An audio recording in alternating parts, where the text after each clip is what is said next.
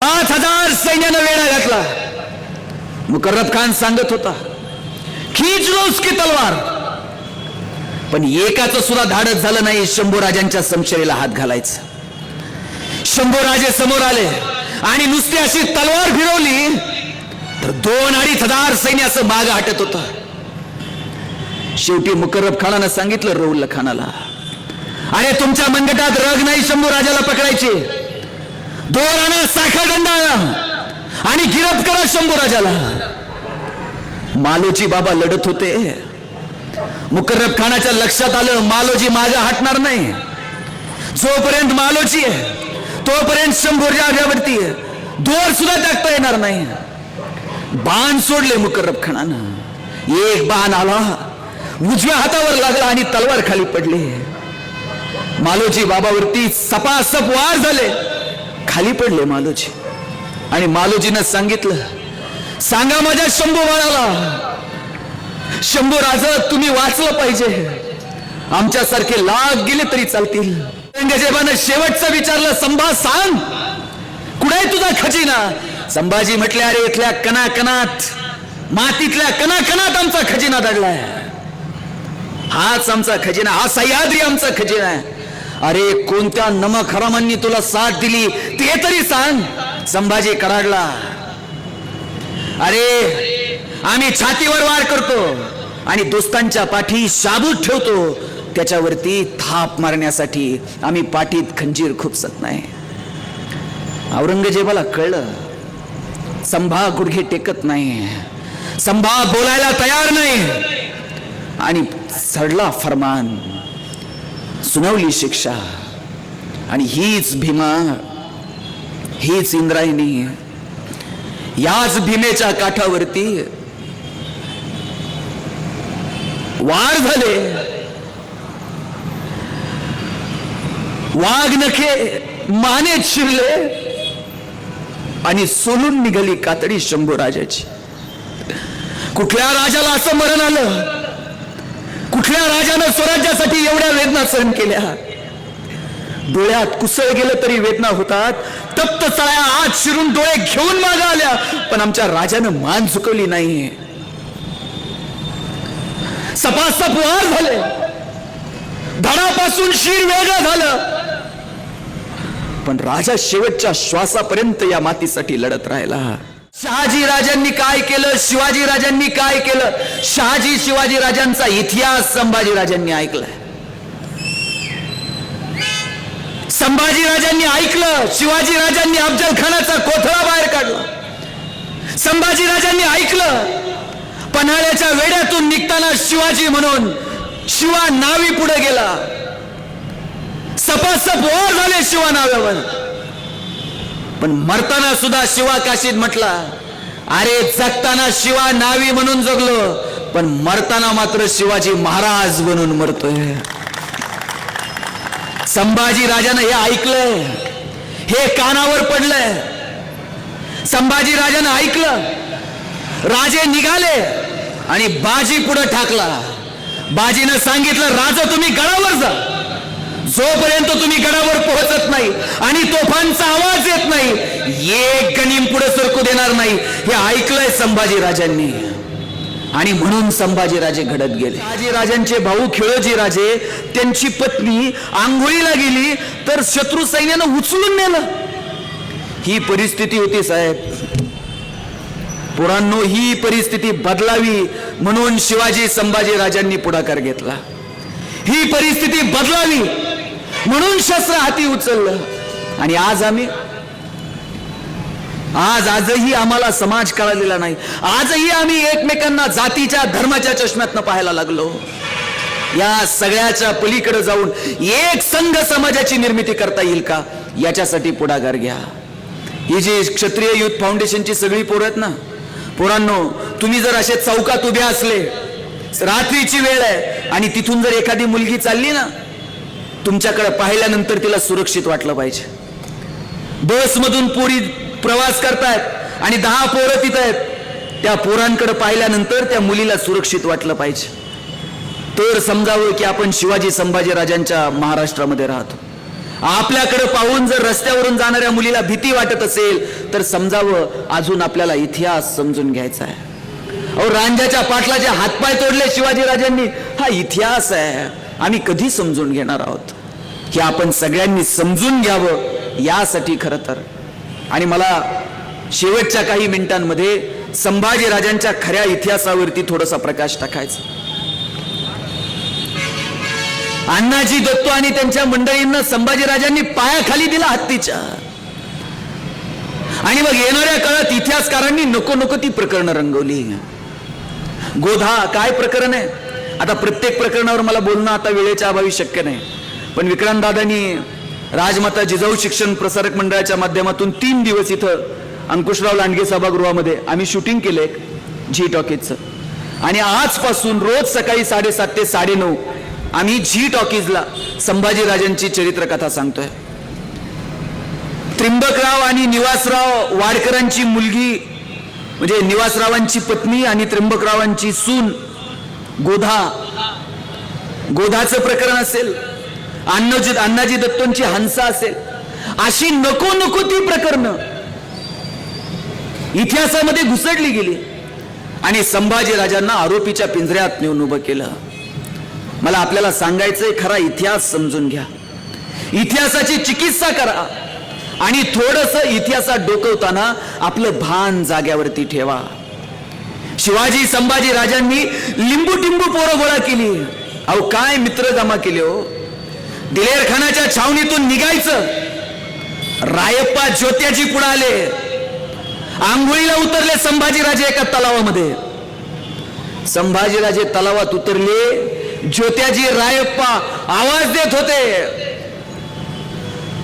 जय शंभो शिवा का शंभो.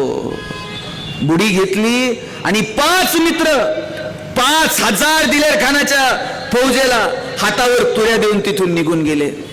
अहो, शंभू राजे अडचणीत आहेत हे कळल्यानंतर ज्योत्याजी रायप्पा ही माणसं मदतीला आली हो शंभू राजांच्या.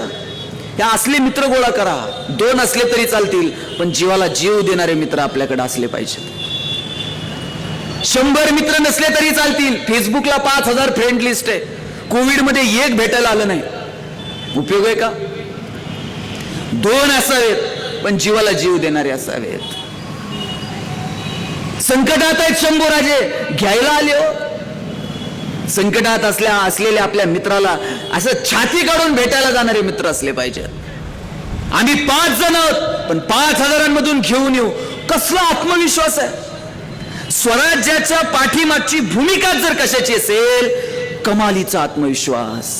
तो आत्मविश्वास आपल्या ठाई असला पाहिजे. पोरांनो, मला सांगा, जंगलाचा राजा कोण आहे? सिंह. मला सांगा, जंगलामध्ये सगळ्यात ताकदवर प्राणी कोण आहे? लात मारली तर झाड पाडून टाकल, हत्ती. जंगलामध्ये सगळ्यात उंच प्राणी कोण आहे? कोण आहे? जिराफ. जंगलामध्ये सगळ्यात धावतो कोण फास्ट? चित्ता. जंगलामध्ये सगळ्यात चतुर कोण आहे? कोल्हा. जंगलामध्ये पाऊस आल्यावर नाचतो कोण चांगलं? मोर. आणि जंगलामध्ये गातो कोण चांगलं? कोकिळा. आता त्या सिंहाला कुकिळेसारखं गाता येतंय का? मोरासारखं नाचता येतंय का? चित्त्यासारखं धावता येतंय का? जिराफ इतकं ते उंच आहे का? बरं, त्याच्यात हत्ती इतकी ताकद आहे का? आणि मग मला सांगा, त्याला कुणी केलं जंगलाचा राजा? आणि काय कारण जंगलाचा राजा करायचं? एकच कारण आहे, कमालीचा आत्मविश्वास. सिंह असा निघाला ना, अशी मान जरी झटकली तर जंगलातले प्राणी लपून बसतात. हत्ती जरी पुढे आला तर सिंह त्याला सांगता, ये बाजूला व्हा, नाहीतर शिकार करून टाकल तुझी. जंगलातल्या कोणत्याही प्राण्याची शिकार करायचं धाडस सिंह बाळगतो आणि म्हणून सिंह जंगलाचा राजा आहे. संभाजी राजा स्वराज्याचा दुसरा छत्रपती ठरला. तो केवळ शिवाजी राजाचा मुलगा म्हणून नाही, इंग्रज असो, डच असो, फ्रेंच कुणी असो, दिल्लीत बसलेल्या औरंगजेबाची सुद्धा शिकार करायचं धाडस संभाजी बाळगतो. म्हणून संभाजी राजा छत्रपती आहे. उगाच शिवाजी राजाचा पुत्र म्हणून संभाजी राजा छत्रपती नाही. ती धमक आहे हो, ती ताकद आहे. आणि म्हणून संभाजीराजे छत्रपती आहे. ती कुवत आहे, ती प्रेरणा आहे आणि ते धाडस निर्माण करायचं काम शिवाजीराजांनी केलं. म्हणून इथं असलेल्या सगळ्यांना सांगायचंय, कमालीचा आत्मविश्वास आपल्यामध्ये असला पाहिजे. हा आत्मविश्वास घेऊन संभाजीराजे लढत राहिले. इथं बसलेले जे जे पालक आहेत, शेवटचे 5 मिनिट घेतो. माझं सांगणं आहे सगळ्या पालकांना, आपल्या पोरांना मोठी स्वप्न दाखवा आणि लक्षात ठेवा, आपण जसं वागू तसं येणारी पिढी वागते. शिवाजी राजे मान सन्मानानं जगताना आणि या मातीसाठी लढताना शंभूराजे बघतात. 2.5-3 वर्षाचे शंभूराजे कानावर बातम्या येत होत्या, शहाजी राजांनी काय केलं, शिवाजी राजांनी काय केलं. शिवाजी राजांचा इतिहास संभाजी राजांनी ऐकलाय. संभाजी राजांनी ऐकलं, शिवाजी राजांनी अफजल खानाचा कोथळा बाहेर काढला. संभाजी राजांनी ऐकलं, पन्हाळ्याच्या वेड्यातून निघताना शिवाजी म्हणून शिवा नावी पुढे गेला. सपासप वार झाले शिवा नाव्यावर, पण मरताना सुद्धा शिवा काशीत म्हटला, अरे जगताना शिवा नावी म्हणून जगलो, पण मरताना मात्र शिवाजी महाराज म्हणून मरतोय. संभाजी राजानं हे ऐकलंय, हे कानावर पडलंय. संभाजी राजानं ऐकलं, राजे निघाले आणि बाजी पुढे ठाकला. बाजीनं सांगितलं, राजा तुम्ही गडावर जा, जोपर्यंत तुम्ही गडावर पोहोचत नाही आणि तोफांचा आवाज येत नाही, एक गणीम पुढे सरकू देणार नाही. हे ऐकलंय संभाजी राजांनी आणि म्हणून संभाजीराजे घडत गेले.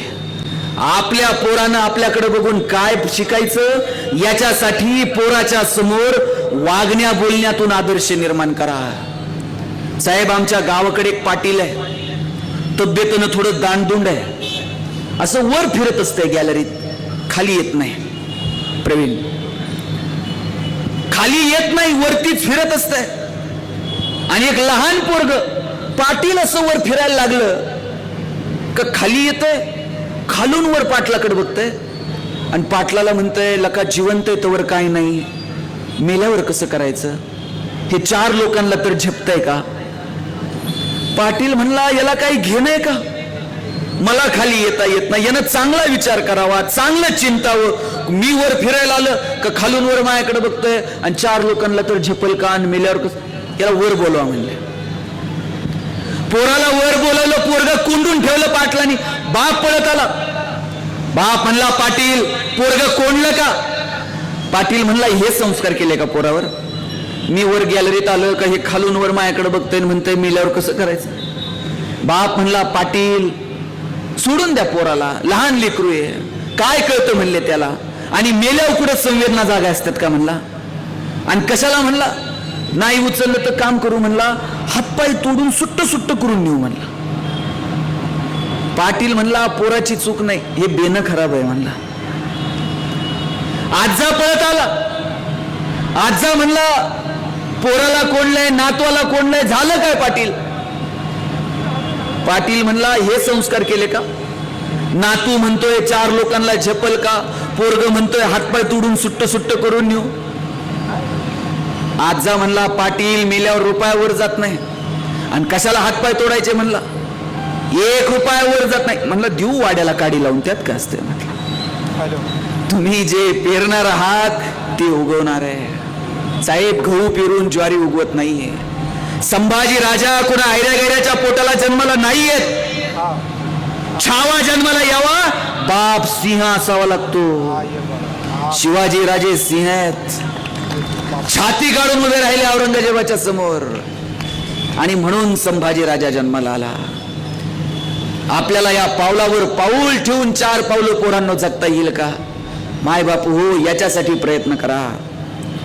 आपल्या पोरांना शिवाजी संभाजी राजांचा इतिहास सांगा. चांगली पुस्तकं, शेवटच्या काही वेळेत सांगतो, माझं इथं स्टेजवर बसलेल्या सगळ्यांना सांगणं, आणि क्षत्रिय युथ प्रतिष्ठानच्या सगळ्या कार्यकर्त्यांना सांगलंय, चांगली पुस्तकं वाचा. कोणाला वाढदिवसाला काही गिफ्ट द्यायचं असेल तर चांगलं पुस्तक द्या. अहो, आम्ही पुस्तकच दिली नाही पोरांना वाचायला. वाढदिवसाला गेलं, बाप बंदूक घेऊन जातोय, आणि मग पोरग बापाला मारल्याचं नाटक करतंय, बाप मेल्याचं नाटक करतोय, त्यात आईला हसायला येतंय. कोणत्या विकृतीकडे घेऊन चाललंय? चांगली पुस्तकं वाचायला द्या, पोरांना सांगा या मातीसाठी जगणाऱ्या शिवाजी संभाजी राजांचा इतिहास. हाकेच्या अंतरावर असणारे ज्ञानोबा तुकोबा येणाऱ्या पिढीला समजून सांगा, तर सक्षम पिढी जन्माला येऊ शकेल. या मातीसाठी जगणाऱ्या शिवाजी राजांनी एक आदर्श निर्माण केला आणि त्याच शिवाजी राजांच्या पोटी जन्माला आलेले संभाजी राजे एक सुद्धा लढाई हारत नाही. सिद्धीला त्याच्या बिळात कोंडून ठेवलं. पण दुर्दैव असं 5 लाखाची फौज घेऊन औरंगजेब निघाला होता, पण संभाजी राजांना मात्र गिरफ्त करता आलं नाही. इथला नाशिक जवळचा एक रामसेज किल्ला 5 वर्ष औरंगजेबाला ताब्यात घेता आला नाही. शहाबुद्दीन आलता, म्हटला 1 दिवसात किल्ला घेऊन येतो. वर्ष गेलं तरी शहाबुद्दीनला किल्ला घेता आला नाही. बहादूर खान उठून उभा राहिला, मी जातो. 5,000ची फौज घेऊन आला, पण 5 वर्ष बहादूर खानाला एक रामसेजचा किल्ला घेता आला नाही. औरंगजेब चिडला, मुकुट खाली काढून जर्नीवरती फेकला आणि म्हणला, जोपर्यंत संभाजीला गिरफ्त करत नाही तोपर्यंत डोक्यात मुकुट घालणार नाही. जंग पिछाडला औरंगजेबानं, पण संभाजीला तो गिरफ्त करू शकला नाही, पकडू शकला नाही.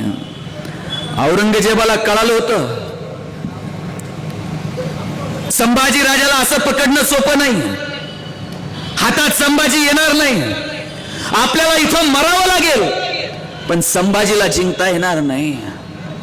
आणि संभाजी तर आता रायगडावर होते.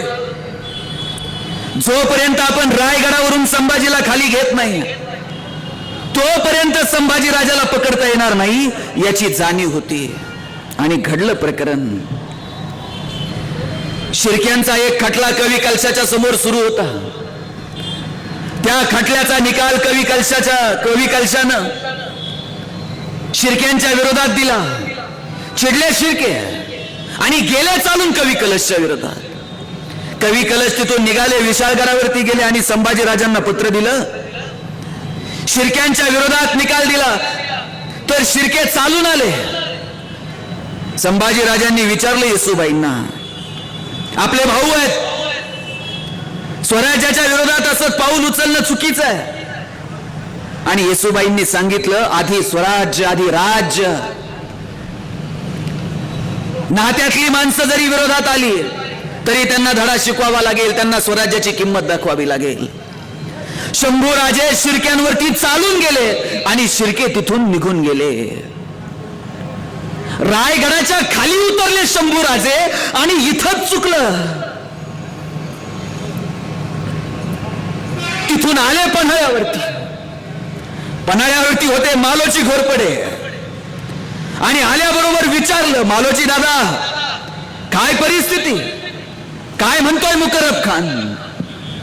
मालोजी घोरपड्यांनी सांगितलं, शंभूराजे चिंता नसावी, मालोजी हाय खंबीर, येऊ द्या मुकर्रब खानाला बघू त्याच्याकडं. शंभूराजेंनी सांगितलं, मालोजी बाबा तुमच्या सारख्यांच्या खांद्यावरती मशाली ठेवून तर आम्ही स्वराज्य उभं करायचं ठरवलं. शंभूराजे रायगडावरनं उतरले, शृंगारपुरात गेले, तिथून आले आणि काय सांगावं, ही गोष्ट ज्या वेळेस औरंगजेबाला कळाली आणि औरंगजेबानं सांगितलं, शंभूराजा खाली उतरलाय, कुठे आहेत बघा. आणि तोच डाव साधला आणि शंभू राजांना गिरफ्त करायचं ठरलं. शंभूराजे शृंगारपुरात आहेत. मुकर्रब खानानं शृंगारपुराला वेढा घालायचं ठरवलंय. कारण काय झालं माहित आहे? कारण असं होतं की राजे इकडं आलेत आणि राजे इकडं आल्याबरोबर रायगडालाच वेढा पडला होता. रायगडाला वेढा पडला कळल्याबरोबर शंभूराजे निघाले. शंभूराजे शृंगारपुरात, मुकर्रब खान अख्ख्या शृंगारपुरालाच वेढा घातला. मालोजी बाबाला कळलं, अरे राजा शृंगारपुरात आहेत. मुकर्रब खानानं शृंगारपुराला वेढा घातला.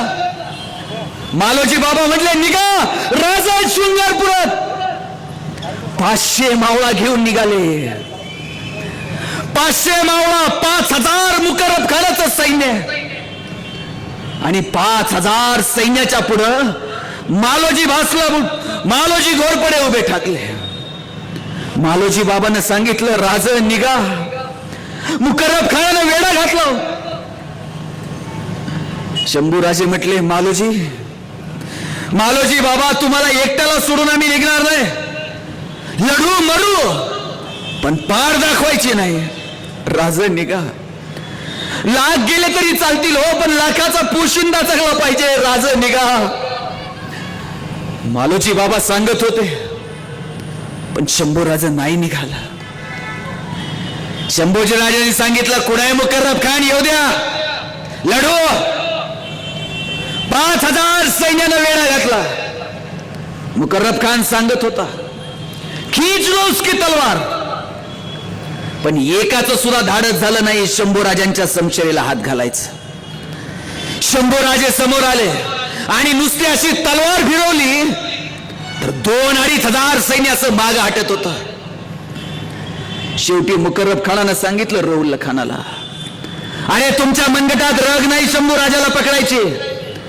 दोरानं साखर दंडा आणि गिरफ्त करा शंभूराजाला. मालोजी बाबा लढत होते. मुकर्रब खानाच्या लक्षात आलं मालोजी मागे हटणार नाही. जोपर्यंत मालोजी आहे तोपर्यंत शंभूराजा आघावरती आहे. दोर सुद्धा टाकता येणार नाही. बाण सोडले मुकर्रब खानानं. एक बाण आला, उजव्या हातावर लागला आणि तलवार खाली पडली. मालोजी बाबावरती सपासप वार झाले, खाली पडले मालोजी.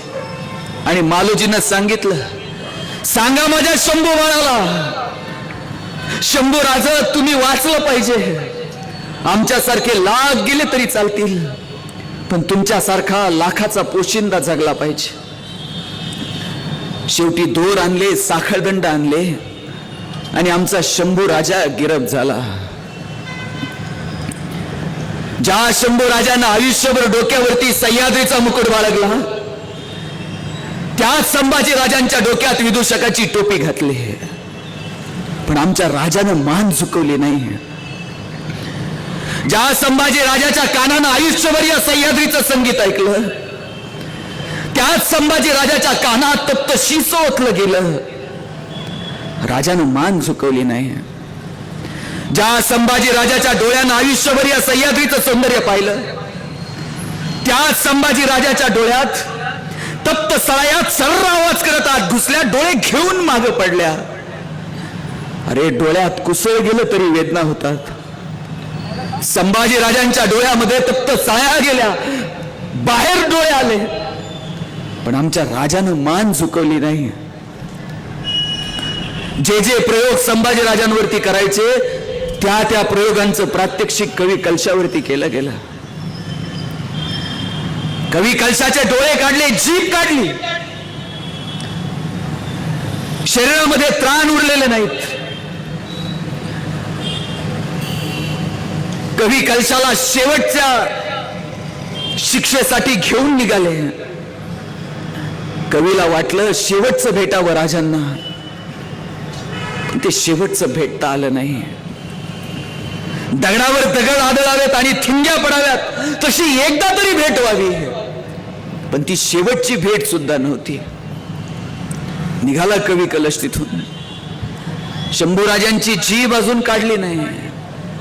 औरंगजेबाची एकच इच्छा आहे, संभाजीनं एकदा तरी म्हणावं माफी द्या, चुका पदरात घ्या. पण औरंगजेबाच्या समोर गुडघे टेकेल तो संभाजी कसला. कवी कलशाला घेऊन गेले आणि संभाजी राजांच्या डोळ्यासमोर साक्षात आबासाहेब उभे राहिले. संभाजीराजे म्हटले असतील शेवटच्या क्षणी, आबासाहेब तुमची मान शर्मेनं खाली जाणार नाही असं जगलो आम्ही. शंभूराजे म्हटले असतील, आबासाहेब कुठं चुकलो आम्ही तेवढं सांगा. 2.5 वर्षाचे होतो तेव्हा आमची आई गेली. मोहित्यांची मंजुळा, थोरात्यांची कमळा, अण्णाजी दत्तोंची हंसा, वाडकरांची गोदा, नको नको ती प्रकरणं आमच्यावरती चिटकवली गेली. आबासाहेब, आम्ही नेमकं कुठं चुकलो?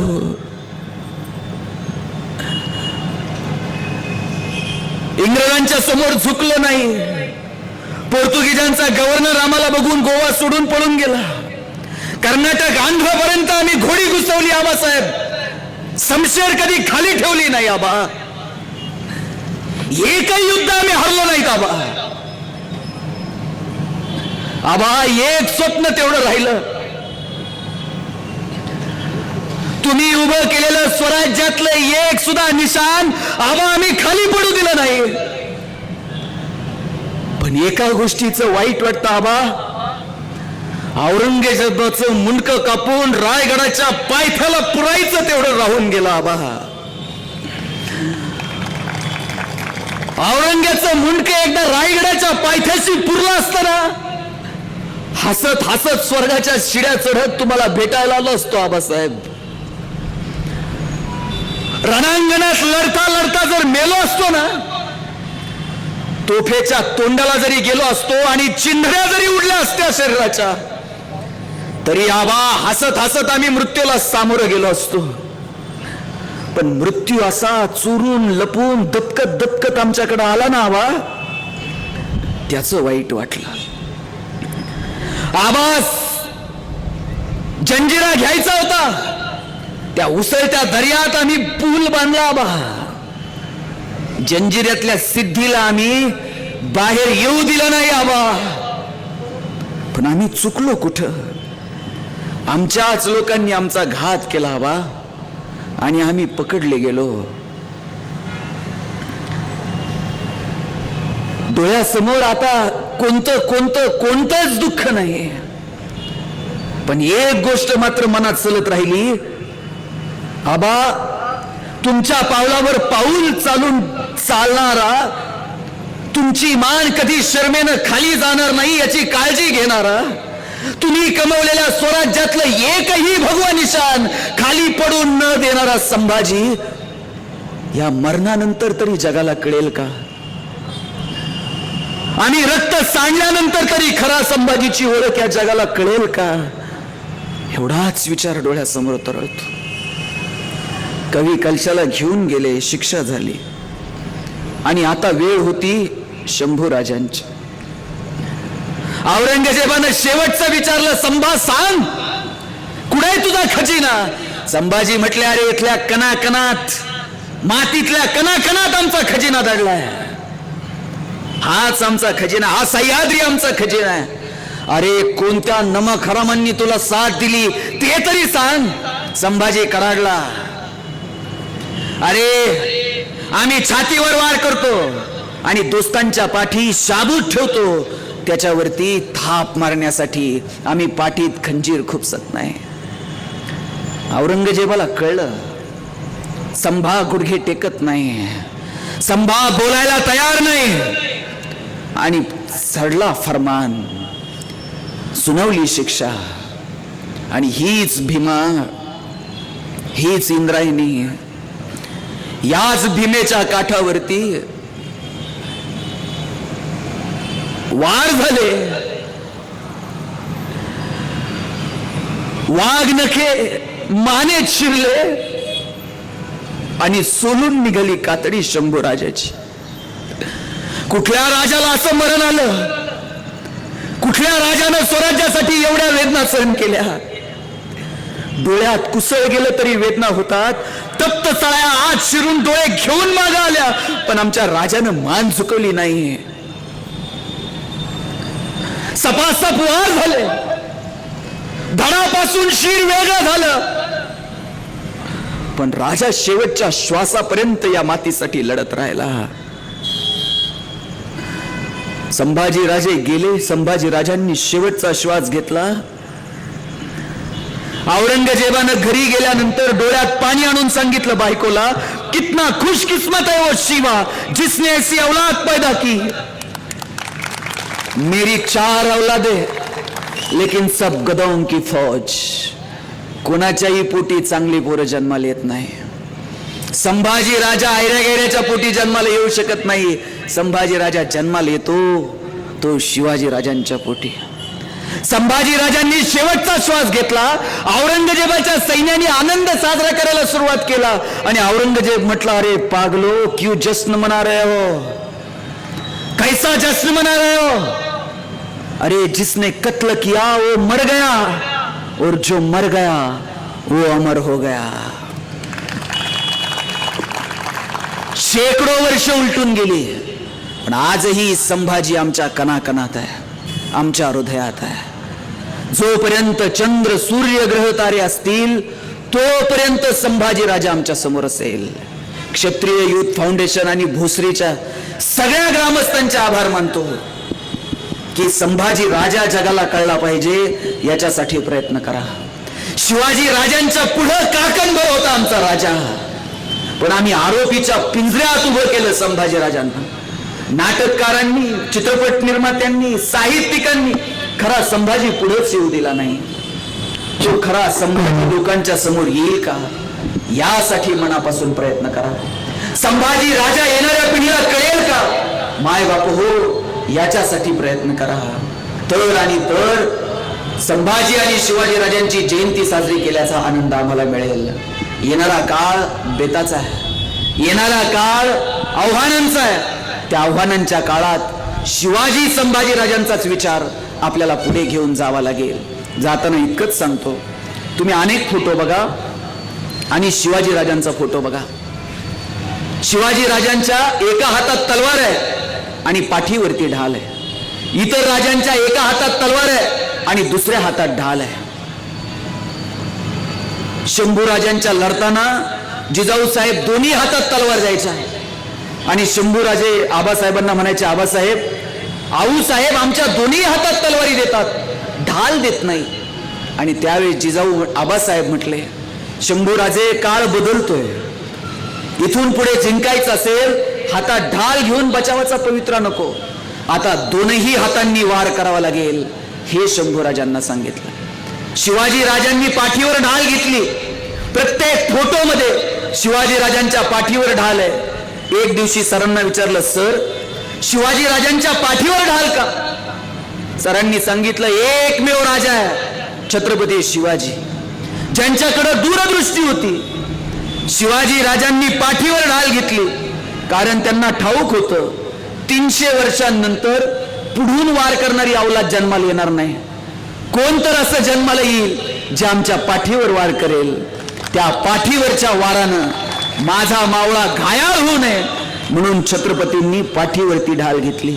येणाऱ्या काळात हीच शिवाजी आणि संभाजी राजांच्या विचारांची ढाल पाठीवरती घेऊ. ज्ञान, विज्ञान, तंत्रज्ञान स्वीकारू, मोठी स्वप्न बघू, उद्योगात येऊ, व्यवसायात येऊ, व्यापारात येऊ, शेतीच्या संदर्भानं वेगळा विचार करू आणि सगळ्यात महत्वाचं म्हणजे निर्व्यसनी राहू. आई वडिलांच्या माना ताट राहतील अशा पद्धतीनं सन्मानानं जगू. एवढाच विचार ज्या शंभू जयंतीच्या निमित्तानं व्यक्त करतो. आपल्या सगळ्यांना संभाजी राजांच्या जयंतीच्या निमित्तानं खूप साऱ्या शुभेच्छा देतो आणि थांबतो. जय जिजाऊ, जय शिवराय, जय शंभूराजे.